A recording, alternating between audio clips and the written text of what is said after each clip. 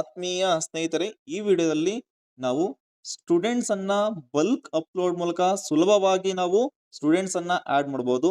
ಹೇಗೆ bulk upload ಮಾಡೋದು ಅನ್ನೋದನ್ನ ಈ ವಿಡಿಯೋದಲ್ಲಿ ತಿಳ್ಕೊಳ್ತಾ ಹೋಗೋಣ.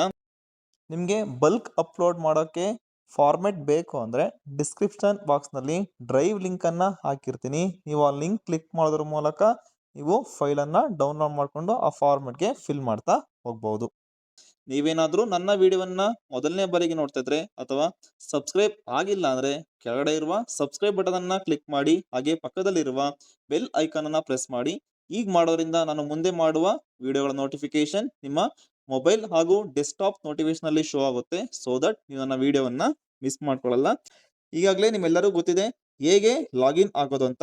ನಿಮ್ಗೆ ಏನಾದ್ರು ಲಾಗಿನ್ ಆಗೋದು ಅಥವಾ ಸೈನ್ ಅಪ್ ಆಗೋದು ಗೊತ್ತಿಲ್ಲ ಅಂದ್ರೆ ಲಾಗಿನ್ ಮತ್ತೆ ಸೈನ್ ಅಪ್ ಆಗೋದು ಹೇಗೆ ಅನ್ನುವ ವಿಡಿಯೋ ಲಿಂಕ್ ಅನ್ನ ನಾನು ಕೆಳಗಡೆ ಡಿಸ್ಕ್ರಿಪ್ಷನ್ ಬಾಕ್ಸ್ ನಲ್ಲಿ ಹಾಕಿದ್ದೀನಿ. ನೀವು ಆ ಲಿಂಕ್ ಅನ್ನ ಕ್ಲಿಕ್ ಮಾಡಿ ವಿಡಿಯೋನ ನೋಡಿ ನಂತರ ಇಲ್ಲಿ ಮುಂದುವರಿಬಹುದು. ಇಲ್ಲಿ ಮೊಬೈಲ್ ಮತ್ತೆ ಪಿನ್ ಅನ್ನ ಎಂಟರ್ ಮಾಡಿ.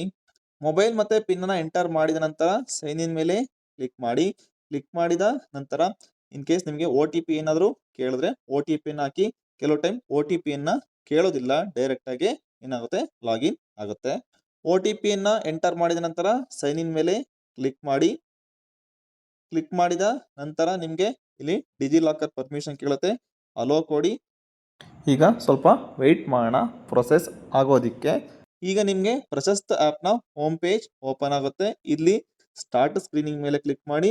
ಇಲ್ಲಿ ಇನ್ ಪ್ರೋಗ್ರೆಸ್ ಅಂತ ಕೇಳ್ತಾ ಇದೆ. ಸೊ ಇಲ್ಲಿ ನೀವು ಸ್ಟೂಡೆಂಟ್ಸ್ ಅನ್ನ ಆಡ್ ಮಾಡಬೇಕಾಗುತ್ತೆ. ಇಲ್ಲಿ ನಾನು 2 ಸ್ಟೂಡೆಂಟ್ಸ್ ಅನ್ನ ಇಂಡಿವಿಜುವಲ್ ಆಗಿ ಆಡ್ ಮಾಡ್ಕೊಂಡಿದ್ದೀನಿ. ಈಗ ನಾನು ಬಲ್ಕ್ ಅಪ್ಲೋಡ್ ಮಾಡೋದು ಹೇಗೆ ಅಂದ್ರೆ, ಈಗ ನಾನು ಎಷ್ಟು ಸ್ಟೂಡೆಂಟ್ಸ್ ಇದ್ದಾರೆ ಅಷ್ಟು ಸ್ಟೂಡೆಂಟ್ಸ್ ನಾನು ಒಟ್ಟಿಗೆ ಇಲ್ಲಿ ನಾನು ಏನ್ ಮಾಡ್ಕೋಬಹುದು, ಆಡ್ ಅನ್ನ ಮಾಡ್ಕೋಬಹುದು. ಬಲ್ಕ್ ಅಪ್ಲೋಡ್ ಮೇಲೆ ಕ್ಲಿಕ್ ಮಾಡ್ತೀನಿ. ಇಲ್ಲಿ ಬಲ್ಕ್ ಅಪ್ಲೋಡ್ ಮಾಡ್ಬೇಕಾದ್ರೆ ವೆರಿ ಕೇರ್ಫುಲ್ ಆಗಿ ನಾವು ಮಾಡ್ಬೇಕಾಗುತ್ತೆ. ಇಲ್ಲಿ ಮೊದಲಿಗೆ ನಾವು ಡೌನ್ಲೋಡ್ ಫೈಲ್ ಟೆಂಪ್ಲೇಟ್ ಅಂತ ಇದೆ. ಸೊ ಇದನ್ನ ನೀವು ಫಸ್ಟ್ ಕ್ಲಿಕ್ ಮಾಡ್ಕೋಬೇಕಾಗುತ್ತೆ. ಡೌನ್ಲೋಡ್ ಮಾಡಿದ ಫೈಲು ಕರಪ್ಟ್ ಬರ್ತದೆ, ಓಪನ್ ಆಗ್ತಿಲ್ಲ ಅಂದರೆ ಡಿಸ್ಕ್ರಿಪ್ಷನ್ ಬಾಕ್ಸಲ್ಲಿರುವ ಡ್ರೈವ್ ಲಿಂಕನ್ನು ಕ್ಲಿಕ್ ಮಾಡಿ ನೀವು ಡೌನ್ಲೋಡ್ ಮಾಡಿಕೊಂಡು ಓಪನ್ ಮಾಡ್ಬೋದು. ನಂತರ ನೀವು ಆ ಫೈಲು ಯಾವ ಫಾರ್ಮೆಟ್ನಲ್ಲಿ ಇದೆಯೋ ಅದೇ ಥರ ನೀವು ಏನು ಮಾಡಬೇಕಾಗುತ್ತೆ, ಫಿಲ್ಲನ್ನು ಮಾಡಬೇಕಾಗುತ್ತೆ. ಅದರಲ್ಲಿ ಯಾವುದೇ ಬದಲಾವಣೆ ಮಾಡಿದ್ರೂ ನಿಮಗೆ ಅಪ್ಲೋಡನ್ನು ತಗೊಳ್ಳೋದಿಲ್ಲ. ಸೊ ನಾನು ಮುಂದೆ ಹೇಳ್ತಾ ಬರ್ತೀನಂತೆ. ಈಗ ಫೈಲನ್ನು ಓಪನ್ ಮಾಡಿ.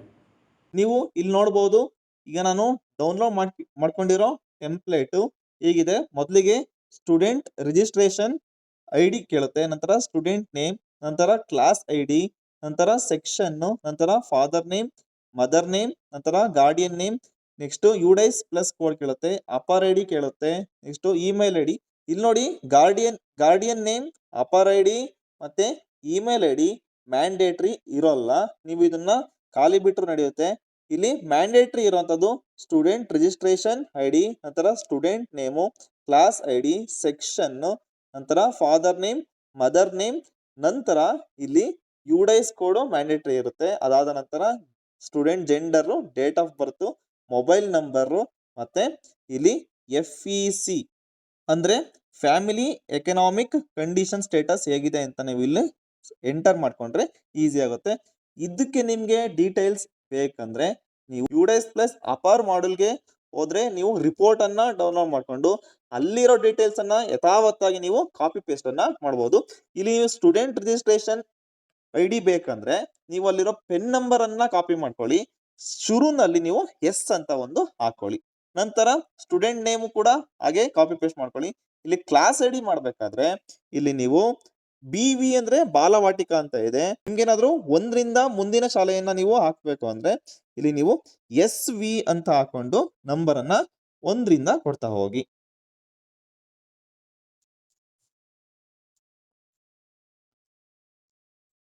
ಓಕೆನಾ?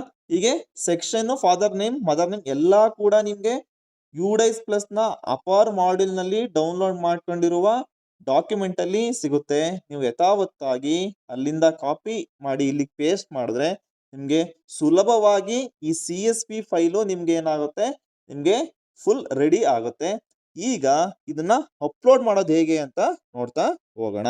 ನಾನು ಈ ಫೈಲನ್ನು ಗೂಗಲ್ ಪ್ಲೇಸ್ಟೋರ್ನಲ್ಲಿ ಗೂಗಲ್ ಶೀಟ್ಸ್ ಆ್ಯಪ್ನಲ್ಲಿ ನೀವು ತುಂಬ ಸುಲಭವಾಗಿ ನೀವು CSV ಫೈಲನ್ನು ನೀವು ರೆಡಿ ಮಾಡ್ಕೋಬಹುದು. ನಾನು ಇದರಲ್ಲೇ ರೆಡಿ ಮಾಡ್ಕೊಂಡಿದ್ದೀನಿ. ನೀವು ಕೂಡ ಗೂಗಲ್ ಶೀಟ್ಸ್ ಅನ್ನ ಡೌನ್ಲೋಡ್ ಮಾಡ್ಕೊಂಡು ಅದರಲ್ಲಿ ರೆಡಿ ಮಾಡ್ಕೊಳ್ಳಿ. ಇಲ್ಲಿ ಅಪ್ಲೋಡ್ CSV ಫೈಲ್ ಮೇಲೆ ಕ್ಲಿಕ್ ಮಾಡ್ಕೊಳ್ತೀನಿ. ಕ್ಲಿಕ್ ಮಾಡ್ಕೊಂಡ ನಂತರ ನಾನು ಒಂದು ಫೈಲ್ ಪಾತ್ ಅನ್ನ ನಾನು ಸೇವ್ ಮಾಡ್ಕೊಂಡು ಇಲ್ಲಿ ಸೇವ್ ಮಾಡ್ಕೊಂಡಿದ್ದೀನಿ. ಇಲ್ಲಿ ನಾನು ಆಲ್ರೆಡಿ ನಮ್ಮ ಶಾಲೆಯ ಸ್ಟೂಡೆಂಟ್ ಡೀಟೇಲ್ಸ್ ಅನ್ನ ನಾನು UDIS ಪ್ಲಸ್ ಅಲ್ಲಿ ಹೇಗಿದೆಯೋ ಹಾಗೆ ಯಥಾವತ್ತಾಗಿ ನಾನು ಇಲ್ಲಿ ಕಾಪಿ ಪೇಸ್ಟ್ ಮಾಡ್ಕೊಂಡು ನಾನು ಫೈಲ್ ಅನ್ನ ರೆಡಿ ಮಾಡ್ಕೊಂಡಿದ್ದೀನಿ. ಕೆಲವೊಂದನ್ನು ಮಾತ್ರ ನಾನು ಈಗಾಗಲೇ ಹೇಳ್ದಾಗಲೇ ಎಡಿಟ್ ಮಾಡ್ಕೊಂಡಿದ್ದೀನಿ. ಈಗ ನಾನು ಏನ್ ಮಾಡ್ಕೊಳ್ತೀನಿ, ಈ ಫೈಲ್ ಮೇಲೆ ಕ್ಲಿಕ್ ಮಾಡ್ಕೊಳ್ತೀನಿ.